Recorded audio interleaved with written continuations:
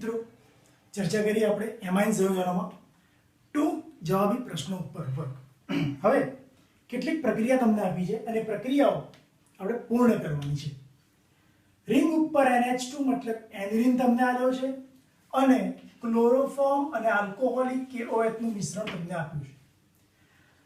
જ્યારે એનિલિનને ક્લોરોફોર્મ અને alcoholic KOH ના દ્રાવણ સાથે ગરમ કરવામાં આવે તો ખૂબ જ ખરાબ વાસ ધરાવતો બરાબર ફિનાઇલ આઇસોસાયનાઇડ પ્રાપ્ત થાય. એ આપણે જાણીએ છીએ, શોર્ટનોટમાં આવી ગયું છે. હવે મને કહો કેવી રીતે રિએક્શન થશે? અહીંના 2 હાઇડ્રોજન, અહીંના 1 હાઇડ્રોજન, 3 હાઇડ્રોજન, 3 આલ્કોહોલિક KOH, એટલે આ 3 મોલ છે એવું આપણે સમજવાનું. તો આ શબ્દને આપણે ઉપર લઈ લઈએ છીએ આલ્કોહોલિક. તો જ્યારે 3 હાઇડ્રોજન 3 OH જોડે જાય તો -3H2O બરાબર. એવી રીતે 3K 3Cl -3KCl. તો રહ્યું શું આપણી પાસે? N અને C. તો રિંગ ઉપર મળ્યો તમને N ટ્રિપલ બોન્ડ C, જેને કહેવાય ફિનાઇલ આઇસોસાયનાઇડ.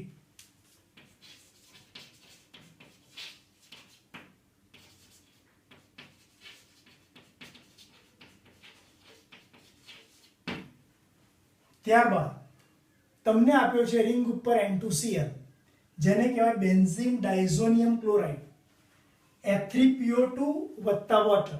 મતલબ કે જ્યારે તમને બેન્ઝીન ડાયઝોનિયમ ક્લોરાઇડ આપે અને ફોસ્ફેનિક એસિડ આપેલો હોય, સહેજ ઊંચા તાપમાને ગરમ કરવાનું કે તો શું થશે? પહેલી વાત એ કે F3PO2 નો અણુ જ્યારે વોટર મોલેક્યુલ છોડે તો અહીંનો N2 ગેસ પહેલા રિમૂવ થાય. N2 એક H જોડે એક Cl રિમૂવ થાય, HCl. એક O બાકી રહ્યો, એ અંદર એન્ટ્રી મારે એટલે બનશે H3PO3. અને હજુ એક H બાકી રહ્યો, એ રિંગમાં જાય, જેને કહેવાય બેન્ઝીન. તો મિત્રો benzene diazonium chloride phosphorus acid સાથે બરાબર H3PO2 સાથે હાઇપોફોસ્ફરસ એસિડ સાથે કાં તો એને ફોસ્ફેનિક એસિડ બી કહેવાય સાથે પ્રક્રિયા કરે તો N2 HCl H3PO3 જેને ઓક્સિડાઇઝ નિપજ કહેવાય, એ 3 ઉત્પન્ન થાય અને H અંદર દાખલ થવાથી બેન્ઝીન પ્રાપ્ત થાય.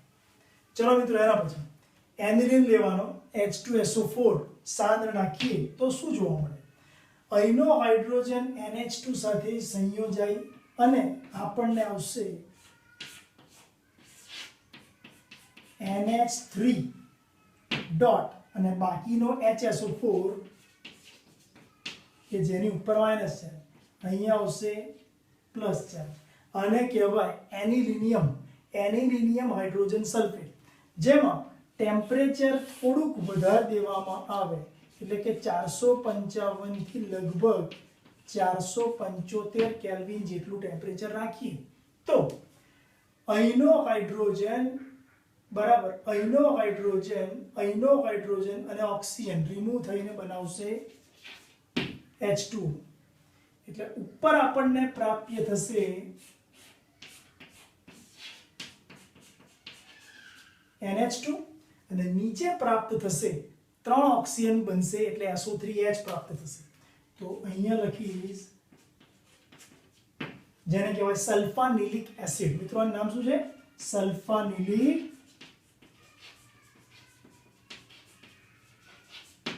એસિડ. સલ્ફાનિલિક એસિડ બની ગયા બાદ જો અંદર પુનઃરચના થાય તો અહીંનો H ઉપર જાય એટલે આપણને મળે NH3 પ્લસ SO3 માઇનસ. એક જ પદાર્થમાં 2 ધ્રુવો બન્યા પ્લસ માઇનસ, જેને કહેવાય દ્વિધ્રુવીય આયન, ઝ્વિટર આયન. તો મિત્રો આનું નામ છે ઝ્વિટર આયન. તો એનિલિનની સલ્ફ્યુરિક એસિડ સાથેની પ્રક્રિયાથી આપણને સલ્ફાનિલિક એસિડ મળે છે, કાં તો પછી પુનઃરચનાને અંતે ઝ્વીટર આયન પ્રાપ્ત થાય. અહીંયા જોઈએ તમને આપ્યો છે બેન્ઝીન ડાયઝોનિયમ ક્લોરાઇડ ઇથેનોલ સાથે રિએક્શન કરવાની છે તો શું મળશે જરા ધ્યાનથી જોઈશું. આટલો પાર્ટ પહેલા N2 રિમૂવ કરશે, ત્યારબાદ અહીંથી એક હાઇડ્રોજન Cl જો રિમૂવ થશે HCl બરાબર, અને એક હાઇડ્રોજન જે બચ્યો એ રિંગમાં જશે એટલે આપણને મળ્યું બેન્ઝીન રિંગ વત્તા બાકી જે બે હાઇડ્રોજન સિવાયની નિપજ મળી જેને કહેવાય ઓક્સિડાઇઝ નિપજ એ પ્રાપ્ત થશે ઇથેનોલ તરીકે CH3CHO ઇથેનોલ. તો બેન્ઝીન ડાયઝોનિયમ ક્લોરાઇડ ઇથેનોલ સાથે આપણને આપે છે બેન્ઝીન અને ઇથેનોલ. મિત્રો એવી રીતે એનિલીનની Br2 aqueous સાથે પ્રક્રિયા કરવી છે. મિત્રો Br2 એટલે શું? બ્રોમિન બે સ્વરૂપમાં હોઈ શકે, એક Br2 જળ અને બાકી સોલ્વન્ટની જોડે. તો અત્યારે તમને આપ્યું છે Br2 વોટર. Br2 વોટર સાથે એનિલીન પ્રક્રિયા કરે તો 3 મોલ વપરાય. તો હું લખીશ અહીંયા 3 મોલ Br2 તો આપણને 2,4,6 ટ્રાઇબ્રોમો એનિલીન પ્રાપ્ત 2,4,6 ટ્રાઇબ્રોમો એનિલીન.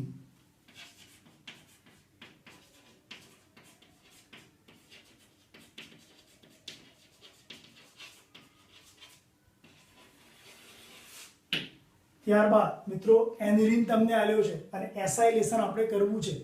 એનિલીનનું એસાઇલેશન જ્યારે કરીએ તો CH3CO અને બીજો એક O H સાથે રિમૂવ થાય એટલે આપણને મળે એસિટિક એસિડ.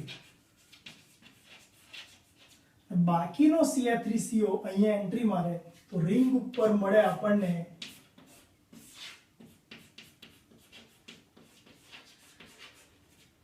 જેને કહેવાય એસિટાનિલાઇડ.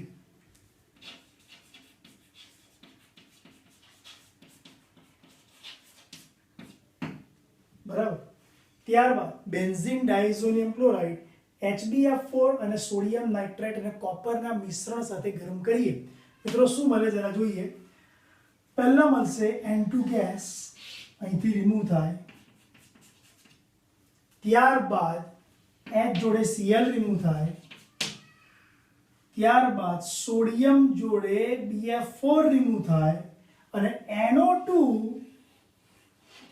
રિંગ ઉપર આવી જાય. That is called nitrobenzene. તો આને શું કહેવાય? નાઇટ્રોબેન્ઝીન. અને NaBF4 રિમૂવ થાય. તો આવી રીતે આપણે નિપજો મેળવી શક્યા. એનિલીનમાંથી પહેલા લઈ આવ્યા ફિનાઇલ આઇસોસાયનાઇડ, ત્યારબાદ બેન્ઝીન ડાયઝોનિયમ ક્લોરાઇડમાંથી બેન્ઝીન, ત્યારબાદ એનિલીનમાંથી ઝ્વીટર આયન, ત્યારબાદ BDCમાંથી બેન્ઝીન, ત્યારબાદ એનિલીનમાંથી 2,4,6 ટ્રાઇબ્રોમો એનિલીન અને અંતે એનિલીનની એસાઇલેશન પ્રક્રિયાથી એસિટાનિલાઇડ તથા BDCમાં NaNO2 અને કોપર ઉમેરતા નાઇટ્રોબેન્ઝીન. તો મિત્રો આ રીતે તમારે પ્રક્રિયા પૂર્ણ કરો તમને આપી હોય તો તમામ શોર્ટ નોટ્સ તમે પરફેક્ટ કરી હોય, વાંચી હોય અને બરાબર 2 વખત લખી હોય તો આના જવાબ તમે આપી શકો છો. ઓકે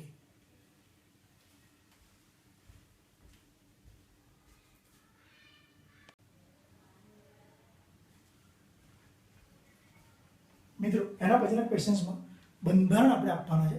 તમને એક રિએક્શન આપી હશે અને રિએક્શનને આગળ એક્સટેન્ડ કરી અને ABC એવી નિપજ આપણે લાવવાની છે. જો ઇથાઇલ આયોડાઇડ તમને આપ્યો છે, સોડિયમ સાયનાઇડ અંદર નાખ્યું એટલે સાયનેશન થવાનો. અહીંનો સોડિયમ આયોડિન સાથે રિમૂવ થાય એટલે Na આવી જાય અને સાયનો સમૂહ અંદર આયોડિનનું વિસ્થાપન કરે તો મળે શું? ચલો આપણે આ વસ્તુને અહીંયા બતાવીએ. CH3CH2 અહીં આપ્યો હતો, સાયનેશન થયું એટલે તમને મળ્યો CH3CH2Cl. હવે અંદર OH માઇનસ બેઝની હાજરીમાં જળ વિભાજન કર્યું. મિત્રો જળ વિભાજનથી આપણે વોટર મોલેક્યુલ અંદર ઇન્ટ્રોડ્યુસ કરીએ તો કાર્બનને O મળે, નાઇટ્રોજનને H મળે તો તમને CH3CH2CONH2 મળ્યો કહેવાય.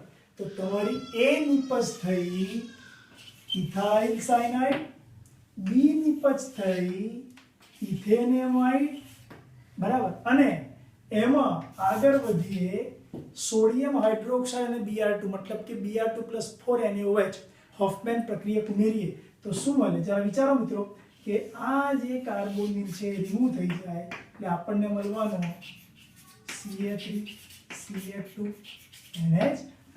તો તમને ABC નિપજ મળી અનુક્રમે પ્રોપેન નાઇટ્રાઇડ, ઇથેનેમાઇડ અને ઇથેનેમાઇન.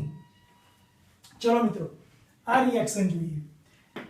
બેન્ઝીન રિંગ પર N2Cl જેને આપણે શું કહીએ છીએ બેન્ઝીન ડાયઝોનિયમ ક્લોરાઇડ, એમાં સાયનેશન કર્યું કોપર સાયનાઇડ ઉમેરીને.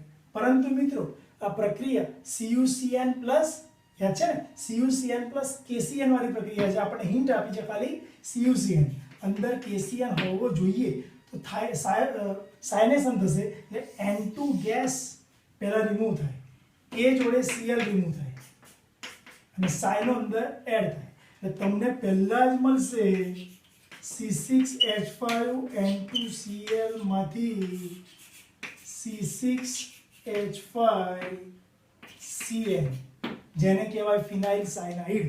ચલો નિપજ એક મળી ગઈ ફિનાઇલ સાયનાઇડ. અંદર જળ વિભાજન કર્યું એટલે જળ વિભાજનથી આપણને વોટર મોલેક્યુલ અંદર જાય એટલે સાયનો ગ્રુપનું કન્વર્ઝન COOH માં થાય તો તમને C6H5COOH મળી ગયો. ત્યારબાદ મિત્રો બે રિએક્શન એક સાથે કરી નાખવાની. એમોનિયા અંદર એડ થઈ જાય. જો એમોનિયા અંદર એડ થાય તો એમોનિયમ બેન્ઝોએટ મળે. એમાં હીટિંગ થાય તો પાણી નીકળી જાય. એટલે માની લો કે તમે આમાં એમોનિયા નાખો છો તો વાસ્તવમાં તમને C6H5COONH4 મળે, પણ હીટિંગ કરવાથી અહીંથી H અહીંનો O રિમૂવ થાય એટલે તમને H2O નીકળ્યા પછીની જે નિપજ છે એ પ્રાપ્ત થાય જેને કહેવાય બેન્ઝેમાઇડ. મિત્રો આ વસ્તુ છે બેન્ઝેમાઇડ જેને હું લખું છું આવી રીતે CONH2. તો તમે અહીંયા પ્રક્રિયા કરીને એ નિપજ લાયા ફિનાઇલ સાયનાઇડ, બી નિપજ લાયા બેન્ઝોઇક એસિડ અને સી નિપજ લાયા બેન્ઝેમાઇડ. ચલો ફ્રેન્ડ્સ એના પછી ઇથાઇલ બ્રોમાઇડ તમને આપ્યો છે અને તમારે અંદર KCN નાખવાનો છે. વાસ્તવમાં હિન્ટ તમને આપી છે KCN, વાસ્તવમાં તો શું હોય આલ્કોહોલિક KCN. તો લખી શકો અહીંયા આલ્કોહોલિક KCN. ચલો K જોડે Cl રિમૂવ થાય, K જોડે Br, KBr રિમૂવ થાય એટલે તમને સાયનો અંદર મળે એટલે ઇથાઇલ સાયનાઇડ મળે. તો પહેલો તમને Ca3CH2Br એનું કન્વર્ઝન સાયનેશન થવાને કારણે Ca3CH2Cn માં થવાનું. એ નિપજ મળી ગઈ. ચલો રિડક્શન કરીશું. રિડક્શન કરીએ લિથિયમ એલ્યુમિનિયમ હાઇડ્રાઇડ વડે તો કાર્બનને પણ નાઇટ્રોજન બંનેને હાઇડ્રોજન બે બે મળે તો મળશે CH3 CH2 CH2 NH2. બી નિપજ મળી ગઈ આપણને. એ નિપજ મળી પ્રોપેન નાઇટ્રાઇડ, બી નિપજ મળી 1 પ્રોપેનેમાઇન અને અંદર નાઇટ્રસ એસિડ નાખી દઈએ તો મિત્રો યાદ રાખજો નાઇટ્રસ એસિડ થી આપણને એમિનોનું કન્વર્ઝન આલ્કોહોલમાં મળે તો CH3 CH2 CH2OH પ્રાપ્ત થાય એટલે એમિનોનું કન્વર્ઝન OH માં થયું. તો મિત્રો સી નિપજ મળી અહીંયા પ્રોપેન 1 ઓન. તો પહેલી નિપજ મળી ઇથાઇલ સાયનાઇડ, બીજી પ્રોપેનેમાઇન અને ત્રીજી 1 પ્રોપેનોલ. તો આવી રીતે આપણે પ્રેક્ટિસ કરી રહ્યા છીએ. ઓકે